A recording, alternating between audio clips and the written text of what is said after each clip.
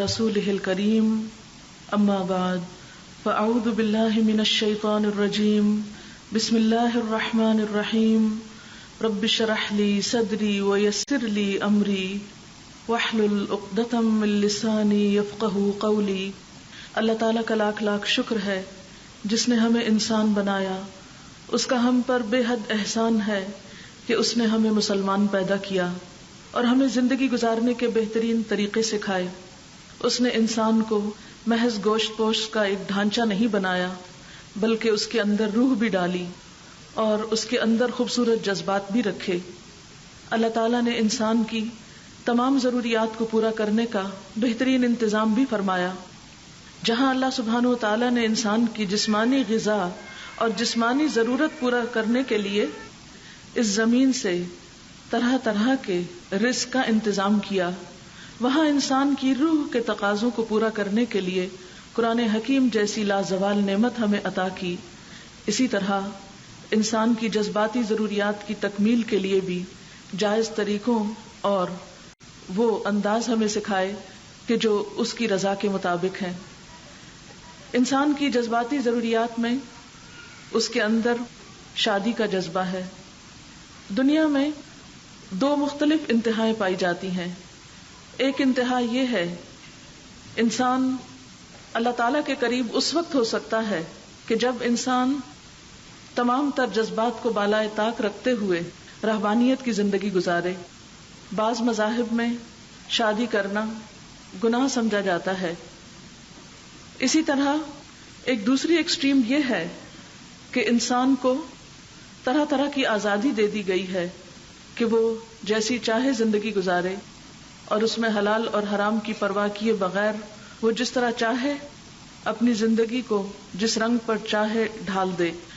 بہرحال اسلام نے ان دونوں انتہاؤں کے درمیان ایک اعتدال کا راستہ ہمیں سکھایا ہے، اور وہ یہ اسلام میں نکاح کا یا شادی کا تصور کیا ہے۔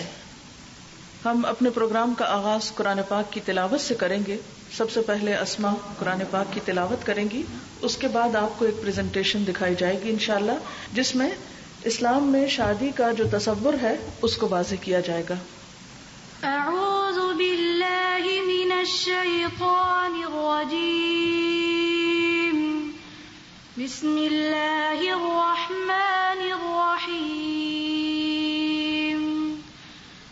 فسبحان اللہ حین تمسون وحین تصبحون، وَلَهُ الْحَمْدُ فِي السَّمَاوَاتِ وَالْأَرْضِ وَعَشِيًّا وَحِينَ تُظْهِرُونَ،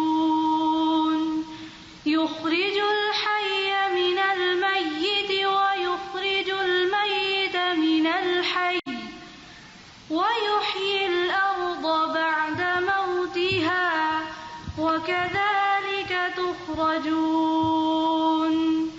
وَمِنْ آيَاتِهِ أَنْ خَلَقَكُم مِّن تُرَابٍ ثُمَّ إِذَا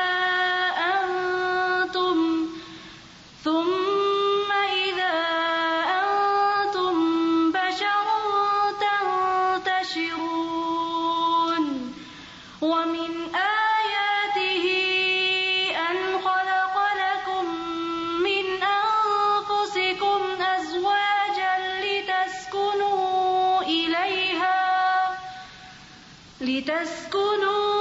إِلَيْهَا وَجَعَلَ بَيْنَكُم مَّوَدَّةً وَرَحْمَةً، إِنَّ فِي ذَلِكَ لَآيَاتٍ لِقَوْمٍ يَتَفَكَّرُونَ۔ وَمِنْ آيَاتِهِ خَلْقُ السَّمَاوَاتِ وَالْأَرْضِ واختلاف ألسنتكم وألوانكم، إن في ذلك لآيات للعالمين۔ ومن آياته منامكم بالليل والنهار وابتغاؤكم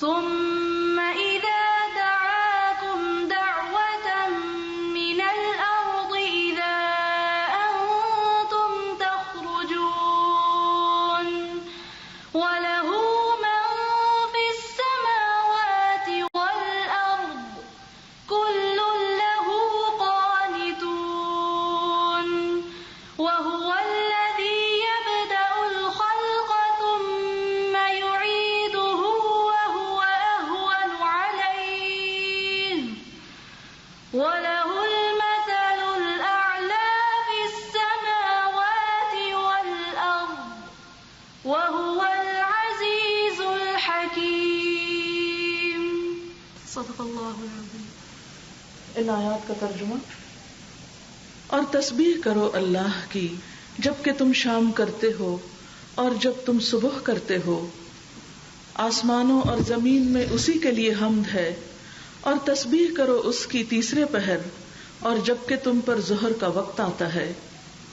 وہ زندہ میں سے مردے کو نکالتا ہے اور مردے میں سے زندہ کو نکال لاتا ہے اور زمین کو اس کی موت کے بعد زندگی بخشتا ہے.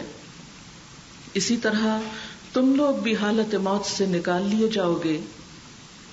اس کی نشانیوں میں سے یہ ہے کہ اس نے تم کو مٹی سے پیدا کیا، پھر یکایک تم بشر ہو کہ زمین میں پھیلتے چلے جا رہے ہو. اور اس کی نشانیوں میں سے یہ ہے کہ اس نے تمہارے لیے تمہاری ہی جنس سے یعنی انسانوں ہی میں سے بیویاں بنائیں تاکہ تم ان کے پاس سکون حاصل کرو، اور تمہارے درمیان محبت اور رحمت پیدا کر دی. یقیناً اس میں بہت سی نشانیاں ہیں ان لوگوں کے لیے جو غور و فکر کرتے ہیں.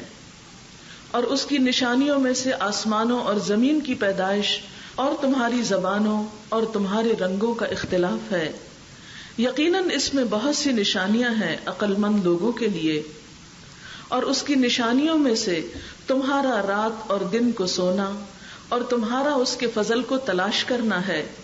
یقیناً اس میں بہت سی نشانیاں ہیں ان لوگوں کے لیے جو غور سے سنتے ہیں.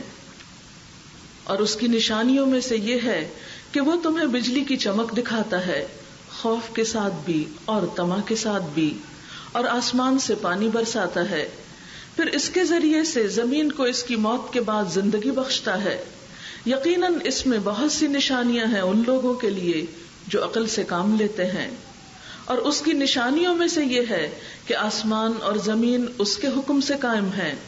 پھر جو ہی کہ اس نے تمہیں زمین سے پکارا، بس ایک ہی پکار میں اچانک تم نکل آؤ گے. آسمانوں اور زمین میں جو بھی ہیں اس کے بندے ہیں، سب کے سب اسی کے تابع فرمان ہیں. وہی ہے جو تخلیق کی ابتدا کرتا ہے، پھر وہی اس کا اعادہ کرے گا، اور یہ اس کے لیے آسان تر ہے. آسمانوں اور زمین میں اس کی صفت سب سے برتر ہے اور وہ زبردست اور حکیم ہے. اب آپ کے سامنے قرآن پاک کی سورتوں کے ناموں کی ایک نظم پیش کی جائے گی.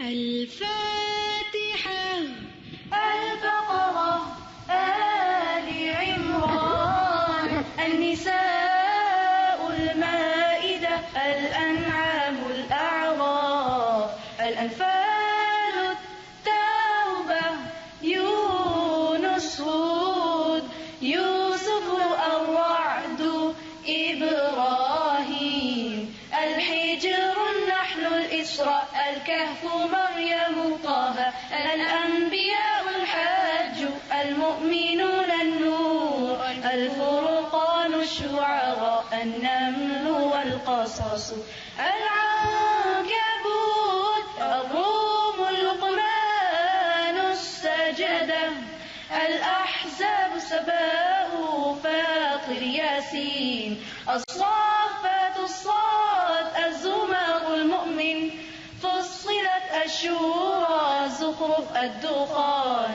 الجاثيات، الأحقاف، محمد، الفاتح، الحجرات، قاف، الذاريات، الطور، النجم، والقمر، الرحمن، الواقع، الحديد، المجادلة، الحشر، الممتحنة، الصف، الجمعة، المنافقون، التغابن، الطلاق، التحريم، القلم الحق المعارج نور الجن المزمل المدثر القيامة الإنسان المرسلات النبأ النازعات عبس التكبير الانفطار المطففين الانشقاق البروج الطارق الأعلى الغاشية الفجر البلد الشمس الليل الضحى الشرح الدين العلق القدر البينة الزلزلة العاديات القارعة التكاثر العصر الهمزات الفيل قريش الماعون الكوثر الكافر النصر والمساد الإخلاص الفلق والآخر الناس سورة القرآن.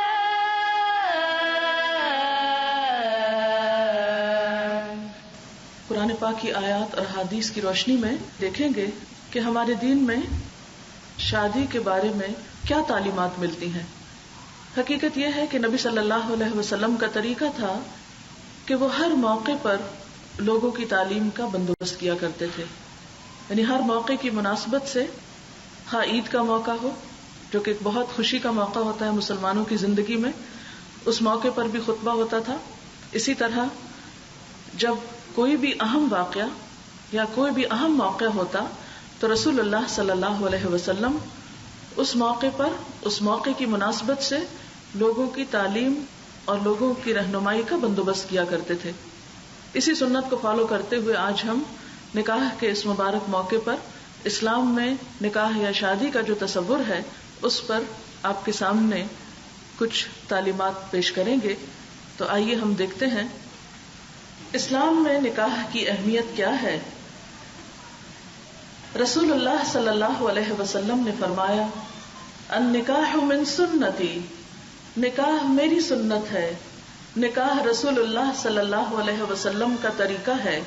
بچوں کے بالغ ہونے پر ان کا نکاح کرنا والدین کی ذمہ داری ہے.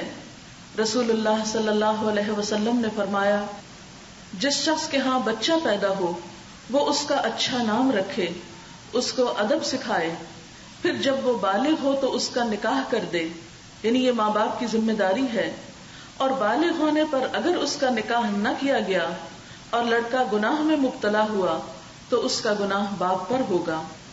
یعنی بلا ضرورت بلا وجہ نکاح میں تاخیر نہیں کرنی چاہیے. جب بھی کوئی دیندار یا ایسا انسان کہ جس کے اخلاق اور ایمان سے والدین مطمئن ہوں تو پھر نکاح میں تاخیر مناسب نہیں. نکاح کے مقاصد کیا ہیں یا نکاح کے فوائد کیا ہیں؟ سب سے پہلی بات تو یہ ہے کہ نکاح سے دین مکمل ہوتا ہے، ایمان مکمل ہوتا ہے. دوسری بات، جیسا کہ سورۃ الروم کی آیات کی ابھی آپ نے تلاوت سنی، وہ یہ کہ نکاح باعث راحت اور سکون ہے، انسان کی جذباتی ضروریات کی تکمیل ہے. اور تیسری بات، نکاح انسان کو بدکاری سے، حرام کاموں سے بچاتا ہے. رسول اللہ صلی اللہ علیہ وسلم نے فرمایا جب کوئی شخص نکاح کر لیتا ہے تو اپنا آدھا دین مکمل کر لیتا ہے، لہٰذا اسے چاہیے کہ باقی آدھے دین کے معاملے میں اللہ سے ڈرتا رہے. اور جیسا کہ ابھی یہ آیت آپ نے سنی کہ نکاح جو ہے وہ باہم محبت اور رحمت کا ذریعہ ہے کہ انسانوں کی جذباتی ضروریات کی تکمیل ہے. تو آئیے دیکھتے ہیں کہ اسلام میں پھر شادی کا تصور کیا ہے. ہم نے ایک پریزنٹیشن جو آپ کے لیے تیار کی ہے، اس کے 3 اہم موضوعات ہیں کہ شادی سے پہلے کیا کرنا چاہیے، شادی کے موقع پر اسلام کی تعلیم کیا ہے، اور شادی کے بعد پھر ایک دوسرے کے اوپر حقوق اور فرائض کیا عائد ہوتے ہیں. تو سب سے پہلے کہ شادی سے پہلے یعنی بیفور میرج والدین کو اور خود کپل کو کیا کرنا چاہیے. سب سے پہلی چیز تو یہ ہے کہ رشتے کی تلاش. اولاد کے جوان ہونے پر والدین بچوں کے لیے رشتے کی تلاش کرتے ہیں. عموماً رشتے کی تلاش میں دنیا داری کو یا اور چیزوں کو ترجیح دی جاتی ہے، جبکہ رسول اللہ صلی اللہ علیہ وسلم نے فرمایا عورت سے 4 چیزوں کی بنیاد پر نکاح کیا جاتا ہے، اس کے مال و دولت کی وجہ سے، اس کے حسب اور نسب کی وجہ سے، اس کی خوبصورتی کی وجہ سے، یا پھر اس کی دینداری کی وجہ سے. تیرے ہاتھ خاک آلود ہوں، دیندار عورت سے نکاح میں کامیابی حاصل کرو. یعنی اسلام میں نکاح کی بنیاد دین ہے، کیونکہ دین ہی انسان کی دنیا اور آخرت کی کامیابی کا ذریعہ ہے. جہاں تک مال و دولت کا تعلق ہے تو ہر انسان کو اس کا رزق اس کی قسمت کے مطابق ملتا ہے. اسی طرح حسب و نسب یہ لوگوں کی بنائی ہوئی چیزیں ہیں اور ان کو جو اہمیت دی جاتی ہے، اصل چیز تو سب ہم آدم سے ہیں اور آدم مٹی سے بنے تھے. ہم سب کے باپ ایک ہی ہیں اور ہم سب کی بنیاد اور اصل ایک ہے. لہذا حسب نسب کی وجہ سے آپس پہ ایک دوسرے پر فخر جتانا اور اس کو شادی کی بنیاد بنانا درست نہیں. اسی طرح خوبصورتی بھی ڈھل جانے والی چیز ہے، وہ بھی کوئی بنیاد نہیں بن سکتی ایک پائیدار زندگی کے لیے. لہذا ہمیں سوچنا چاہیے کہ رسول اللہ صلی اللہ علیہ وسلم نے ایسا کیوں فرمایا. ایک اور بات یہ ہے قرآن پاک کی اس آیت کی روشنی میں کہ عموماً انسان جس طرح اس کی اپنی سوچ ہوتی ہے، اس کی رشتے کے معاملے میں بھی تلاش اسی طرح ہوتی ہے. قرآن پاک میں اللہ سبحانہ و تعالیٰ نے ایک واضح معیار قائم کیا ہے رشتے کی تلاش یا پہچان کے لیے. الخبیثات للخبیثین والخبیثون للخبیثات والطیبات للطیبین والطیبون للطیبات، کہ خبیث عورتیں خبیث مردوں کے لیے ہیں اور خبیث مرد خبیث عورتوں کے لیے، اور پاکیزہ عورتیں پاکیزہ مردوں کے لیے اور پاکیزہ مرد پاکیزہ عورتوں کے لیے. تو والدین کو بھی جب رشتے کی تلاش ہو تو اس میں اپنے بچوں کے رجحان اور ان کی سوچ کو ضرور مد نظر رکھنا چاہیے. اور پھر اگین یہ آیت ہمیں یہی سکھاتی ہے کہ اصل چیز دین ہے اور ایمان ہے، جس کی بنیاد پر رشتے قائم ہونے چاہیے. رشتہ کرنے کا طریقہ کار سب سے پہلے یہ کہ اچھے ساتھی کے لیے دعا کرنی چاہیے. جو بھی ینگ گرلز ہیں یہاں بیٹھی ہوئی ہیں، ان سب سے میں یہ کہوں گی کہ وہ اپنے لیے جب بھی دعا کریں تو نیک ساتھی کی دعا کریں. اور اسی طرح جب کوئی رشتہ سامنے آئے تو پھر مسنون طریقہ کیا ہے کہ استخارہ کیا جائے. تیسری چیز، ضروری معلومات حاصل کی جائیں اور پھر اس کے بعد اگر ضرورت ہو تو لڑکی کو دیکھ لیا جائے. اس میں جب معلومات لی جائیں تو اس میں جس سے بھی انسان مشورہ کرے اسے چاہیے کہ صحیح بات کرے، غلط بات دوسرے کے بارے میں نہ بتائے، جھوٹ سے کام نہ لیا جائے، اور اسی طرح ایک دوسرے کے خلاف ایسی باتیں نہ کی جائیں کہ جس سے نیت یا ارادہ یہ ہو کہ رشتہ ہو ہی نہ. بعض اوقات ہمارے ہاں یہ ہوتا ہے کہ اگر ایک شخص کسی کا رشتہ لینے کا ارادہ رکھتا ہے اور اس سے کوئی اور مشورہ کر لے اسی رشتے کے بارے میں تو عموماً سچی بات نہیں کی جاتی، یا یہ کہ اس قسم کے کردار کے بارے میں بات کی جاتی ہے کہ جو فساد اور بگاڑ کا سبب ہو. تو یہ چیز درست نہیں. جب آپ کسی سے مشورہ لیں تو جس سے مشورہ لیا جاتا ہے وہ امانت دار ہوتا ہے، اسے چاہیے کہ بات درست بتائے، جھوٹ نہ بولے، کیونکہ نبی صلی اللہ علیہ وسلم نے فرمایا بے شک جھوٹ بدی ہے اور بدی دوزخ کی آگ کی طرف لے جاتی ہے. جب بات باہم طے ہو جائے یعنی بات پکی ہو جائے تو اس کو منگنی کہا جاتا ہے. منگنی کی اسلام میں کیا حیثیت ہے؟ قرآن پاک میں آتا ہے تم پر اس میں کوئی گناہ نہیں کہ تم اشارتاً کنایتاً ان عورتوں سے نکاح کی بابت کہو یا اپنے دل میں پوشیدہ ارادہ کرو. یعنی منگنی اصل میں پکے ارادے کا نام ہے، ایک وعدہ ہے، ایک کمٹمنٹ ہے. لیکن اور خطبہ کا لفظ جو یہاں پر قرآن پاک کی آیت میں استعمال ہوا ہے، اس کا معنی ہوتا ہے نکاح کی بات چیت کرنا، جو عموماً پیرنٹس باہم کرتے ہیں. لیکن اس موقع پر کوئی انگوٹھی پہنانا یا جوڑوں کا تبادلہ یا کوئی بڑے بڑے گفٹ کا تبادلہ کوئی ضروری چیز نہیں. ہاں خوشی کے موقع پر اگر آپس میں مل بیٹھتے ہیں اور ایک دوسرے کو کوئی معمولی تحفے تحائف بھی ہو جائیں تو اس میں حرج نہیں ہے. لیکن ہمارے ہاں جو ایک شرط ہے کہ اس موقع پر رنگ پہنانا ضروری ہے تو وہ ضروری نہیں ہے. ہمارے ہاں عموماً جیسا کہ نکاح کے موقع پر زیادہ تر مال و دولت کو دیکھا جاتا ہے اور پھر خصوصاً لڑکی کے بارے میں یہ دیکھا جاتا ہے کہ وہ کتنا جہیز لائے گی.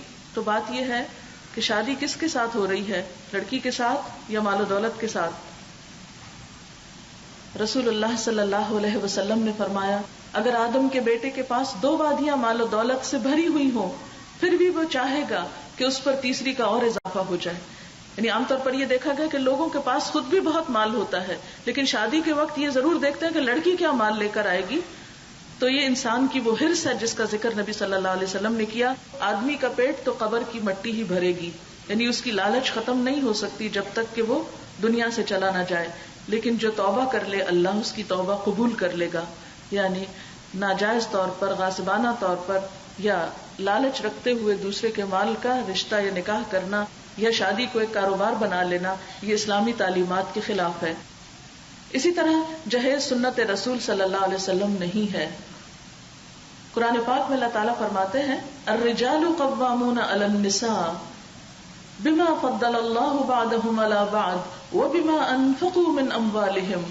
مرد عورتوں پر قوام ہیں، اور قوام کا معنی ہی ہوتا ہے مینیجر، یعنی گھر کی ضروریات فراہم کرنے والا، اس بنا پر کہ اللہ نے ان میں سے ایک کو دوسرے پر فضیلت دی ہے، اور اس بنا پر کہ مرد اپنے مال خرچ کرتے ہیں. گویا گھر کی ضروریات کا انتظام کرنا لڑکی کے والدین کی نہیں، لڑکے کی ذمہ داری ہے. ہمارے ہاں عام طور پر شادی کے موقع پر بہت زیادہ رسومات ہوتی ہیں، اور بسا اوقات شادی کا اصل مقصد جو ہے وہ پیچھے رہ جاتا ہے، اور رسومات جو ہیں وہ اتنا زیادہ انسان کو گھیرے میں لے لیتی ہیں کہ جس کی وجہ سے بعض اوقات انسان مشکل میں پڑ جاتا ہے. عموماً ہمارے ہاں شادی سے کچھ وقت پہلے شادی کی تاریخ طے کی جاتی ہے اور اس کو بھی رسم بنا دیا گیا ہے، اور پھر خاص تاریخوں پہ شادی نہیں کی جاتی یا خاص مہینوں میں شادی نہیں کی جاتی. بعض لوگ کہتے ہیں سفر میں شادی نہ کرو، کوئی کہتا ہے محرم میں شادی نہ کرو، کوئی کہتا ہے 13 تاریخ کو شادی نہ کرو، یہ منحوس ہے. یہ سب شگون ہیں، برے شگون ہیں، اور آپ کو معلوم ہے کہ برے شگون لینا شرک ہے. کوئی دن منحوس نہیں ہے، کوئی مہینہ منحوس نہیں ہے. لہذا جب بھی مناسب موقع ہو، جو بھی کنوینئنٹ ہو، شادی کی تاریخ طے کر دینی چاہیے، اور اس میں بھی فریقین کو ایک دوسرے پر بوجھ نہیں بننا چاہیے، اور اس میں ضروری نہیں کہ پورا خاندان اکٹھا ہو کر مشورہ دے، جو بھی مناسب ہو وہ کیا جائے. اسی طرح مہندی لگانا تو سنت ہے، لیکن مہندی کو ایک رسم بنا لینا اور بہت زیادہ اسراف اور دکھاوا کرنا یہ اسلام میں منع ہے. قرآن پاک میں اللہ تعالیٰ فرماتے ہیں الشیطان یعدکم الفقر ویأمرکم بالفحشاء واللہ یعدکم مغفرۃ منہ وفضلا واللہ واسع علیم یؤتی الحکمۃ من یشاء ومن یؤت الحکمۃ فقد اوتی خیرا کثیرا وما یذکر الا اولو الالباب. شیطان تمہیں مفلسی سے ڈراتا ہے اور بے حیائی کا حکم دیتا ہے، مگر اللہ تمہیں اپنی بخشش اور فضل کی امید دلاتا ہے. اللہ بڑا فراخ دست اور دانا ہے، جس کو چاہتا ہے حکمت عطا کرتا ہے، اور جس کو حکمت ملی اسے حقیقت میں بڑی دولت مل گئی. ان باتوں سے صرف وہی لوگ سبق لیتے ہیں جو عقل مند ہیں. شادی کے موقع پر عموماً لباس کے معاملے میں یا زیورات کی تیاری میں بہت زیادہ اسراف کیا جاتا ہے یا فضول خرچی کی جاتی ہے. اپنی حیثیت سے بڑھ کر خرچ کیا جاتا ہے صرف نام نمود اور دکھاوے کے لیے. زینت کا اختیار کرنا منع نہیں، لیکن اپنی حیثیت سے بڑھ کے خرچ کرنا درست نہیں، یا ایسے کام کرنا کہ جس میں مال اور پیسے کا ضیاع ہو یا وقت کا ضیاع ہو، وہ درست نہیں. قرآن پاک میں اللہ تعالیٰ فرماتے ہیں وَلَا تُبَذِّرْ تَبْذِيرًا إِنَّ الْمُبَذِّرِينَ كَانُوا إِخْوَانَ الشَّيَاطِينِ وَكَانَ الشَّيْطَانُ لِرَبِّهِ كَفُورًا. فضول خرچی مت کرو، فضول خرچ لوگ شیطان کے بھائی ہیں اور شیطان اپنے رب کا ناشکرا ہے. عام طور پر شادی ہوتی ہے یا نکاح ہوتا ہے تو ہمارے ہاں لوگوں کو یہ نہیں معلوم کہ نکاح کے اصل میں کانٹینٹس کیا ہیں، یا اس میں کیا کیا چیزیں ہمارے دین میں ضروری ہیں، یا نکاح کی شرائط کیا ہیں. تو اب اس پارٹ میں آپ دیکھیں گے کہ کن کن چیزوں کا ہونا نکاح کے وقت ضروری ہے. سب سے پہلے ولی کی موجودگی یعنی گارڈین کا ہونا. نمبر 2 گواہوں کا ہونا. نمبر 3 مہر کی ادائیگی. نمبر 4 خطبہ نکاح. نمبر 5 ایجاب و قبول. اور نمبر 6 اعلان نکاح. گارڈین یا ولی کی موجودگی کیوں ضروری ہے؟ اور ولی میں باپ، بھائی، دادا، تایا، چچا، نانا، ماموں وغیرہ شامل ہیں. اگر خدا نہ خواستہ ان میں سے کوئی بھی نہ ہو تو کسی بھی گاؤں یا شہر کا کوئی حاکم ولی بن کر عورت کا نکاح کر سکتا ہے، لیکن عورت کو خود اکیلے جا کر کہیں تنہائی میں کسی مرد سے نکاح نہیں کرنا چاہیے. رسول اللہ صلی اللہ علیہ وسلم نے فرمایا انا ولی من لا ولی لہ، جس کا کوئی ولی نہیں اس کا ولی میں ہوں. اسی طرح آپ نے فرمایا اور بادشاہ اس کا ولی ہے جس کا کوئی ولی نہیں، یعنی اگر کوئی بے سہارا یا بے آسرا لڑکی ہے جس کے اپنے کوئی رشتہ دار نہیں تو ایسی صورت میں پھر حاکم وقت یا کوئی عدالت ولایت کا کام کر سکتی ہے. یہ دراصل ولی کی ضرورت عورت کو پروٹیکشن دینے کے لیے ہے. رسول اللہ صلی اللہ علیہ وسلم نے فرمایا جو عورت اپنا نکاح اپنے ولی کی اجازت کے بغیر کرے اس کا نکاح باطل ہے، اس کا نکاح باطل ہے، اس کا نکاح باطل ہے. یعنی اسلام میں کسی لڑکی کو یہ اجازت نہیں کہ ماں باپ کو بتائے بغیر چوری چھپے خود سے کہیں جا کے کسی سے شادی کر لے. اسی طرح ولی کا مقصد یہ نہیں کہ وہ لڑکی پہ جبر کرے یا اس پر اپنی مرضی ٹھونسے اور لڑکی سے کوئی بات یا مشورہ نہ کیا جائے. رسول اللہ صلی اللہ علیہ وسلم نے فرمایا کنواری عورت اپنی نکاح میں پوچھی جائے گی، اگر جواب میں خاموش رہے تو یہی اس کی اجازت ہے، اور اگر انکار کر دے تو اس پر زبردستی نہ کی جائے. یعنی لڑکی کو بھی چوائس دی گئی ہے اور صرف والدین کے پاس یا صرف ولی کے پاس یہ اختیار نہیں کہ وہ اپنی مرضی کرے. لڑکی سے پوچھنا بے حد ضروری ہے. اور اسی طرح لڑکی کی رضامندی لینا اس حدیث سے بھی پتہ چلتا ہے. سیدنا ابن عباس کہتے ہیں کہ ایک کنواری لڑکی نے رسول اللہ صلی اللہ علیہ وسلم کی خدمت میں حاضر ہو کر عرض کیا کہ اس کے باپ نے اس کا نکاح کر دیا ہے اور وہ اس نکاح سے ناخوش ہے.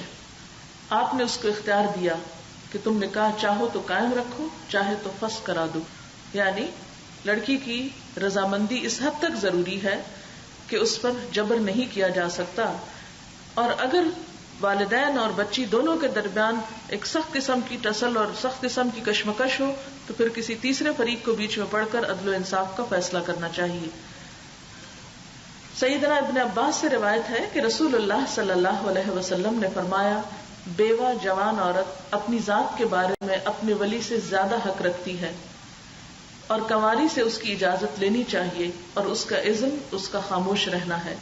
یعنی کنواری تو شرما کے خاموش ہو جائے گی، لیکن اگر ایک عورت کا پہلے ایک دفعہ نکاح ہو گیا، طلاق ہو گئی یا شوہر فوت ہو گیا تو عام طور پر ایسی عورتوں کی طرف پھر معاشرے میں توجہ نہیں دی جاتی یا ان کے دوسرے نکاح کے بارے میں سوچا نہیں جاتا، یا بعض اوقات سوچا جاتا ہے تو ایسی جگہ شادی کرنے کی کوشش کی جاتی ہے کہ جہاں وہ راضی نہیں ہوتی، تو اس میں اس کا اختیار نسبتاً زیادہ ہے کہ وہ شدت کے ساتھ اس کو روک سکتی ہے.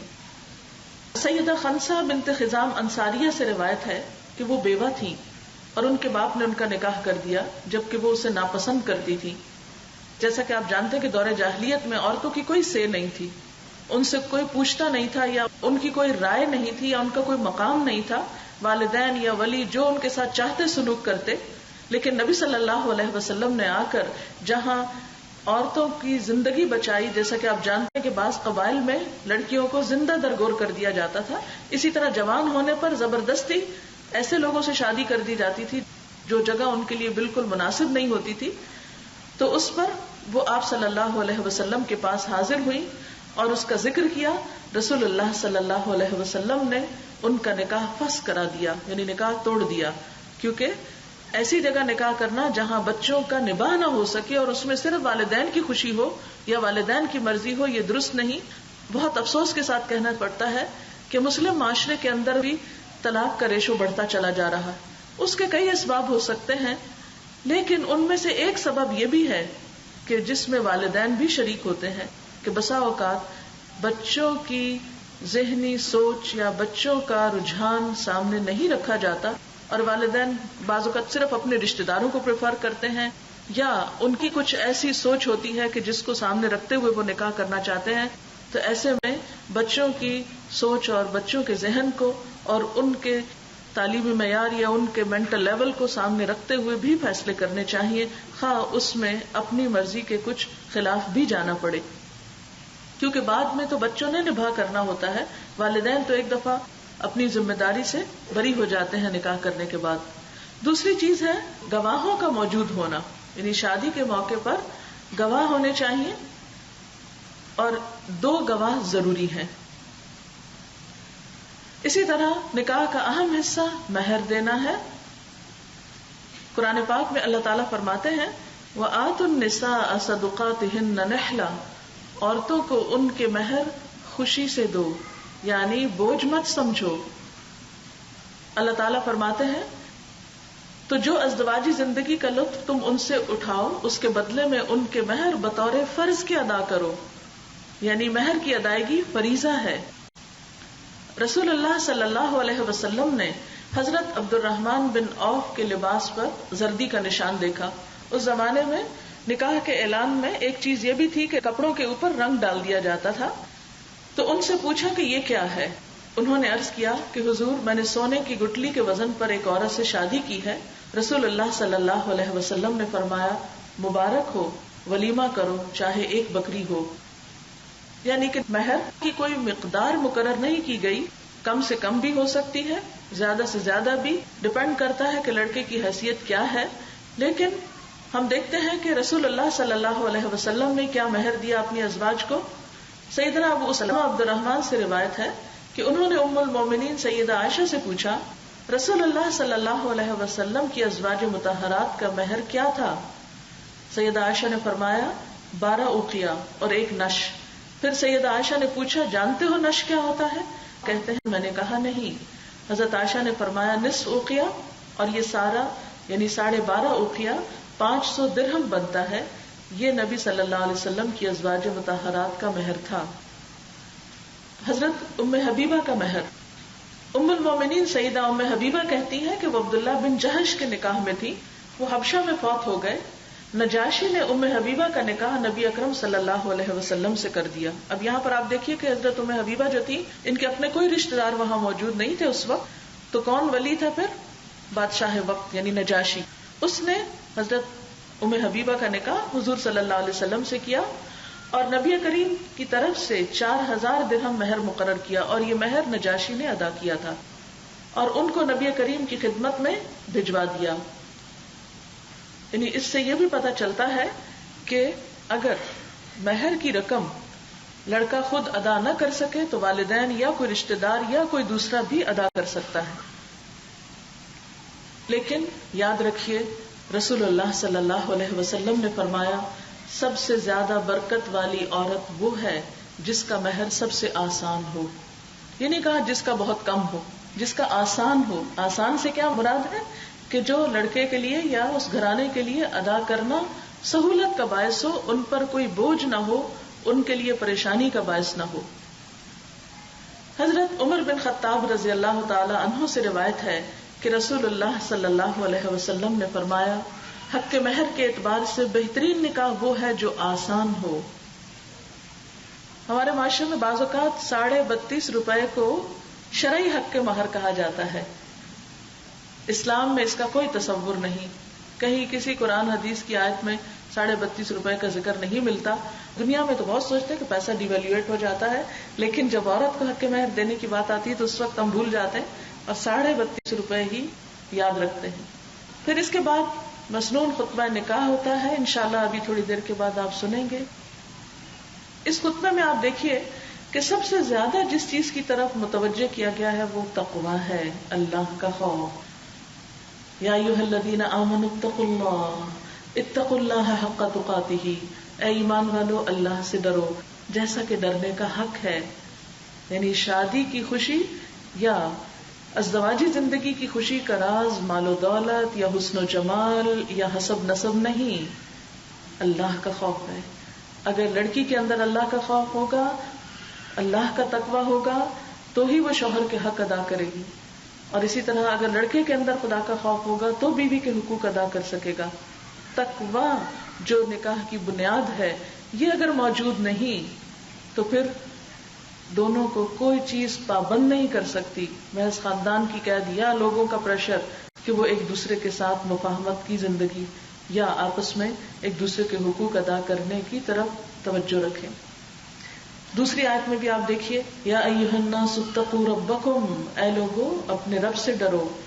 الذی خلقکم من نفس واحدہ، جس نے تم کو ایک جان سے پیدا کیا. وخلق منہا زوجہا، اور اسی سے اس کا جوڑا بنایا. وبث منہما رجالا کثیرا ونساء، اور ان دونوں سے بہت سے مرد اور عورتیں پیدا کی. واتقوا اللہ، پھر تیسری دفعہ یہاں دیکھیے تقوی کا حکم ہے. الذی تساءلون بہ والارحام، اللہ سے ڈرو جس کا نام لے کر تم ایک دوسرے سے اپنے حق مانگتے ہو، اور رشتہ داروں کے بارے میں خاص طور پر خدا سے ڈرو. ان اللہ کان علیکم رقیبا، یقیناً اللہ تم پر نگران ہے، وہ دیکھ رہا ہے کہ تم میں سے کون کس کے ساتھ کیا زیادتی کر رہا ہے. تیسری آیت میں بھی آپ دیکھیے کہ پھر تقوی کا حکم ہے. یا ایھا الذین آمنوا اتقوا اللہ وقولوا قولا سدیدا، اے لوگو جو ایمان لائے ہو اللہ سے ڈرو اور سیدھی بات کیا کرو. عموماً شادی کے موقع پر غلط بیانی سے یا ہیر پھیر سے بھی کام لیا جاتا ہے جس سے آپس کا اعتماد ختم ہوتا ہے. مثلا لڑکی کی عمر یا تعلیم یا کسی اور چیز کے بارے میں غلط بیانی کی جاتی ہے. بعض اوقات لڑکے کے سٹیٹس کے بارے میں غلط بیانی کی جاتی ہے. تو اس طرح شادی سے پہلے لوگ ایک دوسرے کو دھوکہ بھی دے جاتے ہیں. یہاں پر اللہ تعالیٰ تقویٰ کے بعد سیدھی بات کرنے کا حکم دے رہے ہیں کہ جو ہے اسٹریٹ فارورڈ بات کرو, تاکہ دوسرا شخص اگر ارادہ رکھتا ہے نکاح کا تو کرے, ورنہ نہ کرے. دھوکہ دے کر نکاح کر لینا اور بعد میں پھر بعض اوقات یہ کہ اگر لڑکا یا لڑکی پہلے سے شادی شدہ ہے تو وہ بھی نہیں بتایا جاتا, اور بعد میں جب راز کھلتا ہے. آپ دیکھیے کہ شادی کی بنیاد تو ہے ہی باہم اعتماد. اگر باہم اعتماد نہیں اور ایک دوسرے سے جھوٹ بول کر فائدہ اٹھایا جا رہا ہے تو جھوٹ پر قائم کردہ عمارت تو کبھی پائیدار نہیں ہو سکتی. ازدواجی زندگی کی خوشی کا راز باہمی اعتماد پر ہے, اور جھوٹ اعتماد کو ٹھیس پہنچاتا ہے. غلط بیانی اور ہیر پھیر گفتگو میں باہمی اعتماد کو ختم کر دیتا ہے. اس لیے قولوا قولا سدیدا, سیدھی بات کیا کرو. یصلح لکم اعمالکم, وہ تمہارے اعمال کو درست کر دے گا, تمہارے حالات ٹھیک کر دے گا. یعنی وقتی طور پہ انسان ڈرتا ہے کہ اگر کسی کو سچی بات بتائی تو پھر یہ رشتہ ہونے کا نہیں, بس ایک دفعہ کسی طرح بات ہو جائے اس کے بعد دیکھا جائے گا جو ہوتا ہے. تو فرمایا کہ نہیں, بات سیدھی کرو گے. شروع میں اگر کوئی بھی کمی بیشی ہوئی تو بعد میں اللہ تعالیٰ حالات درست کر دے گا اس سچ کی بدولت. وَيَغْفِرْ لَكُمْ ذُنُوبَكُمْ, اور تمہارے پچھلے گناہوں کو بھی معاف کر دے گا. وَمَن يُطِعِ اللَّهَ وَرَسُولَهُ فَقَدْ فَازَ فَوْزًا عَظِيمًا, اور جو کوئی اللہ اور اس کے رسول صلی اللہ علیہ وسلم کی اطاعت کرے گا وہ عظیم الشان کامیابی پائے گا. تو گویا ازدواجی زندگی خوشی کا راز اللہ اور اس کے رسول صلی اللہ علیہ وسلم کی اطاعت ہے. پانچویں چیز, نکاح میں ایجاب اور قبول ہوتا ہے. ایجاب و قبول کا مطلب ہے ایسی بات کہنا یا وہ الفاظ کہنا جس سے نکاح بندھ جاتا ہے. یعنی عقدۃ النکاح جس طرح قرآن پاک میں آتا ہے, اس میں ولی صریح الفاظ میں یعنی واضح الفاظ میں لڑکے سے پوچھتا ہے کہ اتنے حق کے مہر کے عوض تمہیں یہ لڑکی قبول ہے؟ تو لڑکا اقرار کرتا ہے. 3 دفعہ ایسا پوچھنے سے نکاح یعنی عقدہ بندھ جاتا ہے. یہ ہے اصل نکاح. جب نکاح ہو جاتا ہے تو اس کے بعد پھر نکاح کی مبارکباد دینا بھی مسنون ہے. اس میں ہم دیکھتے ہیں ام المومنین سیدہ عائشہ رضی اللہ تعالی عنہا سے روایت ہے کہ رسول اکرم صلی اللہ علیہ وسلم نے جب مجھ سے نکاح کیا تو میری والدہ ام رومان بنت عامر مجھ کو آپ صلی اللہ علیہ وسلم کے گھر لے آئیں, خود لے گئیں. وہاں انصار کی کئی عورتیں بیٹھی ہوئی تھیں. انہوں نے مجھ کو اور میری ماں کو یوں دعا دی, مبارک مبارک, اللہ کرے تم اچھی ہو, تمہارا نصیبہ اچھا ہو. یعنی اس سے پتہ چلتا ہے کہ جو بھی کسی قوم یا گروہ کی زبان میں مبارک کے الفاظ ہوں ان الفاظ کے ساتھ دعا دی جا سکتی ہے. ایک اور دعا بھی ہے. سیدنا ابو ہریرہ سے روایت ہے کہ نبی اکرم صلی اللہ علیہ وسلم نکاح کرنے والے آدمی کو ان الفاظ سے دعا دیتے, بارک اللہ لکا. یہ دعا آنی چاہیے, اگر آپ کے پاس نوٹ بک ہے تو لکھ لیں. کسی کو بھی جب آپ نکاح کی مبارک دیں تو ان مسنون الفاظ کو ادا کریں. بارک اللہ لکا وبارک علیکما وجمع بینکما فی خیر. اللہ تمہیں اور تم دونوں کو بہت برکت عطا فرمائے اور تمہارے درمیان بھلائی پر اتفاق پیدا کرے. یعنی نیکی پر, خیر پر اتفاق ہو, کیونکہ شر پر اتفاق نہیں اچھا ہوتا. شر پر اتفاق انسان کو ہلاکت کی طرف لے جاتا ہے, اور نیکی پر اتفاق نیکیوں میں ترقی کا سبب ہوتا ہے. اور چھٹی چیز ہے اعلان نکاح, یعنی شادی کا یا نکاح کا باقاعدہ اعلان کرنا. یعنی چھپ کے یہ کام نہیں کرنا بلکہ اس کا اظہار کرنا. جی رسول اللہ صلی اللہ علیہ وسلم نے فرمایا, حلال اور حرام نکاح کے درمیان فرق کرنے والی چیز دف بجانا اور نکاح کا اعلان کرنا ہے.